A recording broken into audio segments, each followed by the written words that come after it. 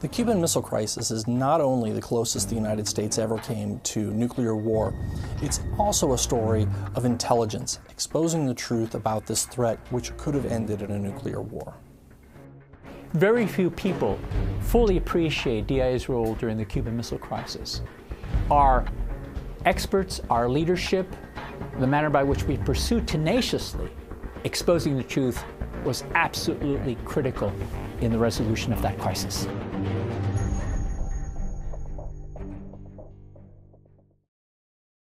As the 1950s came to a close, friction between the United States and the Soviet Union escalated. We have a series of events happening, such as the Berlin Wall, the fall of Cuba to the communists, the Bay of Pigs, and a U-2 flight was shot down. As all of this is happening, Khrushchev explodes the largest nuclear weapon in history. This was a weapon that was 1,500 times larger than the Nagasaki and Hiroshima bombs combined, 10 times larger than all of the ordnance exploded in World War II combined. And as a response to that, the United States explodes more than 30 nuclear weapons in Nevada. The use of so many nuclear weapons and testing between the United States and the Soviet Union and the escalation of tensions really led the American public to believe that nuclear war was imminent. Both the Soviet Union and the United States of America prepared its populace for the possibility of a nuclear war. Every single event that was happening grew the tension more and more, so that even in schools they were teaching children to go underneath desks and worry about radioactive contamination. While everything is escalating, the Defense Intelligence Agency is created, and it's created effectively because there was a greater need to have a unified intelligence within the Department of Defense, specifically on the Soviet Union and on Cuba as well. DIA and the larger intelligence community had made the assessment that it was highly unlikely that the Soviets would take the gamble to place nuclear devices 90 miles off our shore. Colonel John Wright was DIA's chief of the Latin American section.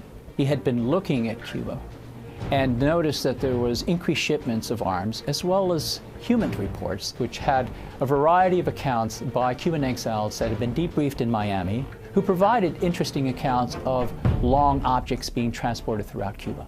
We were trying to figure out where they were putting these big SA-2 surface-to-air missiles. Cuba is an island. If they want to defend against a U.S. attack, they would be on the periphery, primarily aimed north. What we discovered was that inland, they were putting these missiles in what you would call a point defense, pretty close together around something precious, something very valuable. Colonel Wright's analysis that the Soviet Union was placing a strategic base in Cuba was being proven correct.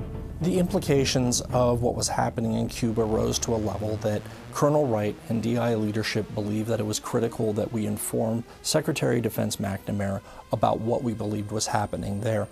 The presence of SA-2s convinced the Kennedy administration that it was too much of a risk to allow U-2s to fly over the island.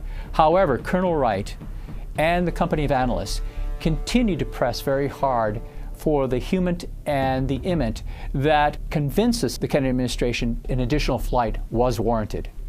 The flight of 14 October 1962 went over western Cuba.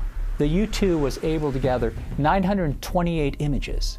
We had the right photo interpreters to pore over that large amount of imagery and identify that indeed the Soviets had placed nuclear-capable missiles in Cuba.